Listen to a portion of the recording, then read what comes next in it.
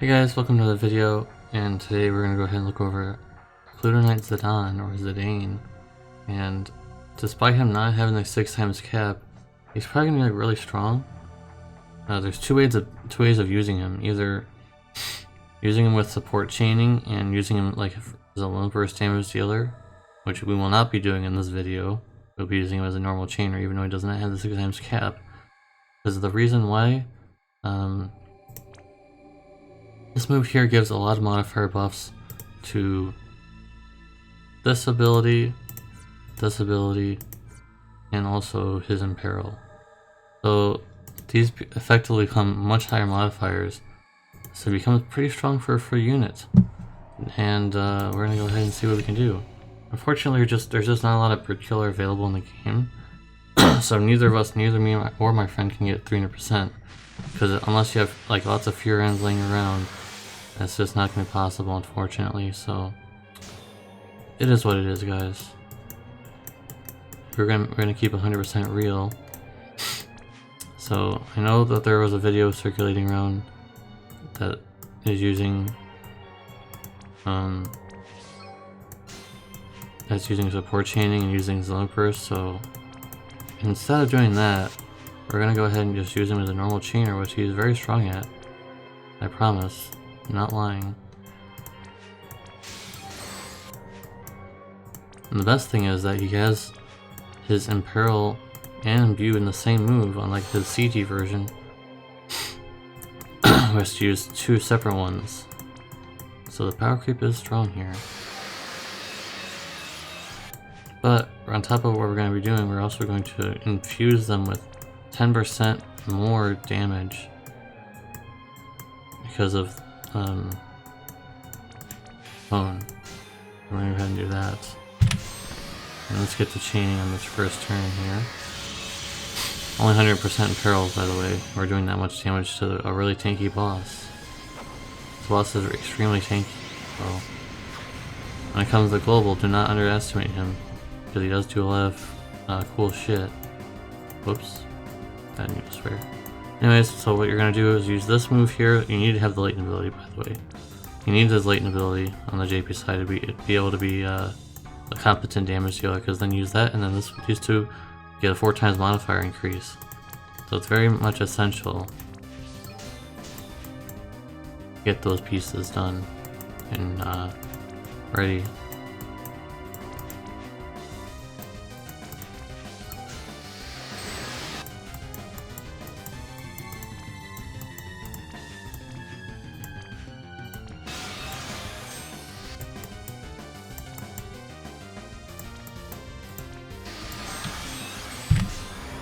Now let's see our damage this turn.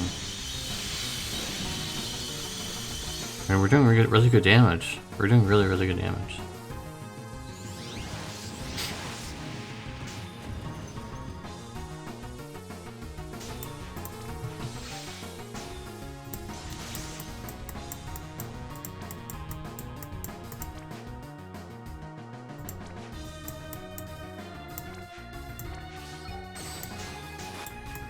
Damage is going through the roof right now for a free unit. Keep in mind this is a free unit.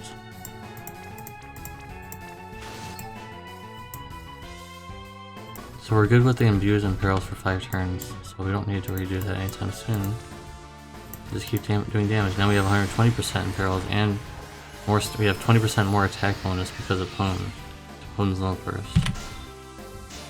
And on top of that, 20% more in perils. So we're doing a lot more damage than we would have done before. That's very nice.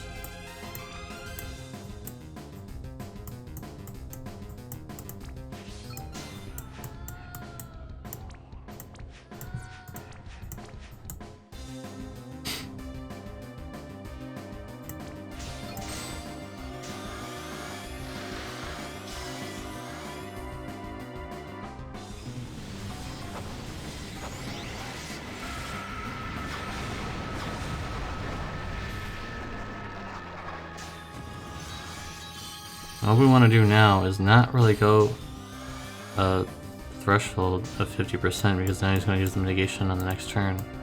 But instead what we want to do is just prepare you know, the next turn. So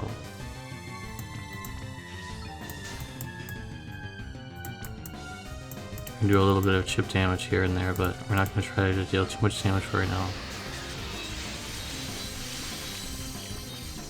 Until next turn, that is. Then we'll be good.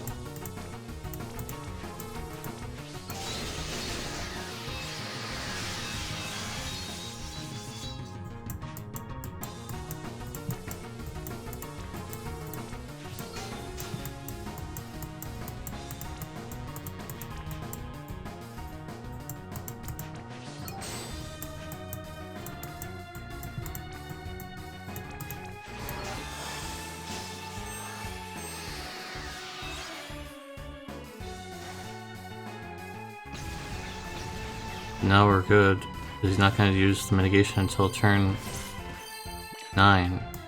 So we're good now with our damage.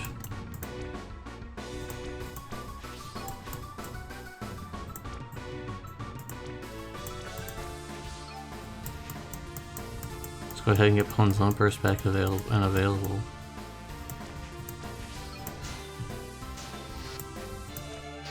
And we get that 15% more damage because we're using wind, and also 20% perils and 26% attack buff, which is relevant.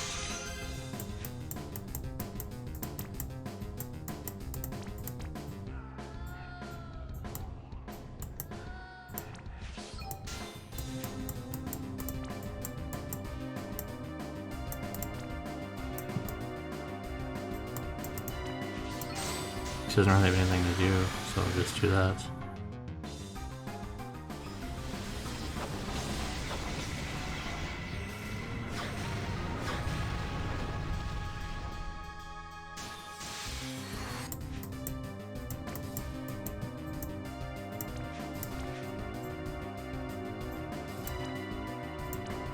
We should be good on the imbues.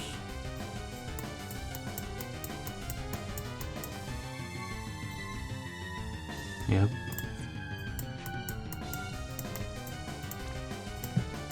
I want to use this cooldown because it does cooldown again, because it does give 25 times modifiers to this move.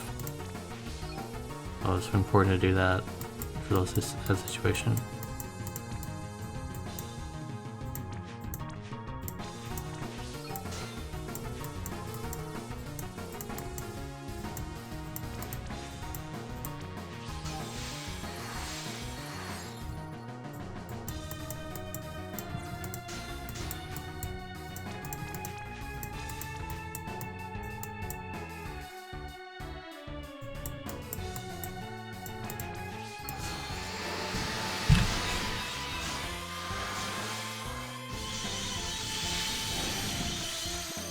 Guys, see that burst damage? That's pretty crazy, I'm not gonna lie. But he should be good on next turn. He'll do one of his strong moves, I believe, though.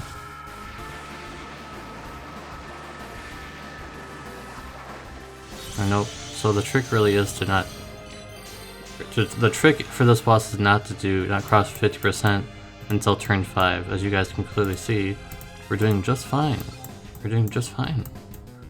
If you did cross 50% at turn 4, you would have done a really strong move, and also some annoying effects. So instead of doing that, we're gonna go ahead and just not cross that, and be fine.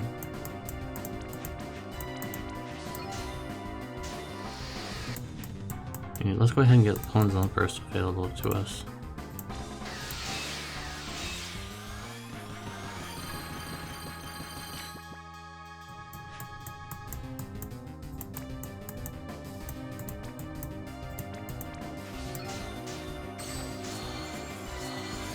Unfortunately, we couldn't get it, so we'll live without it. And there we go. That's it. That's a wrap. It's a free unit, and he's really, really awesome. So once again, we're gonna quickly go over his kit for you guys. He has no killers because he's a free. Remember, guys, this guy's a free unit, so there has to be some limitations. He can't be as good as, you know, pullable units. But I gotta say, other than his STMR, which does not help him, so don't even equip his STMR. His STMR is useful for anyone but him, basically. It's just not very good for him because he has no shield passives. And it's just... So, this is my build. It's just EPing with some bird killer. Nothing special. But, on top, and anyways, so if you want to go down the, you know, support chaining and low burst damage dealing route, you would use this move because it would unlock some things. But at turn 1 you're able to use...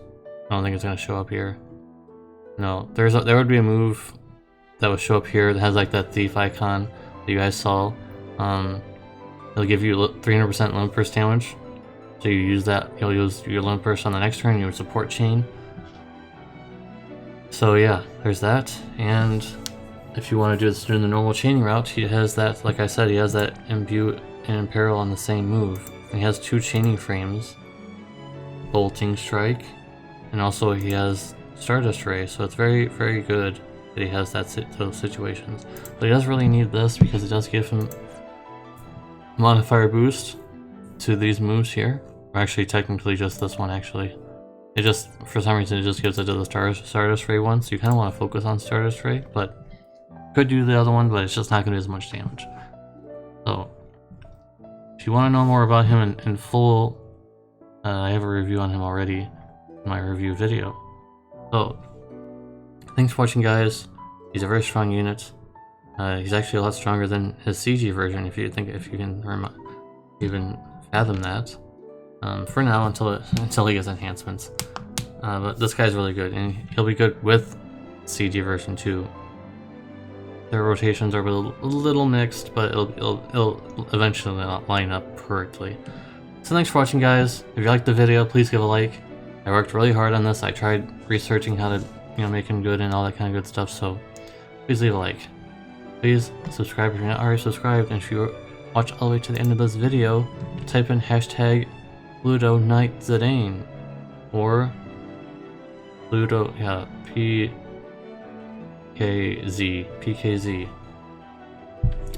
Whatever you want to do, or just do Zidane. Any one of those things will work. Thanks for watching, guys. I'll see you guys next time. Peace.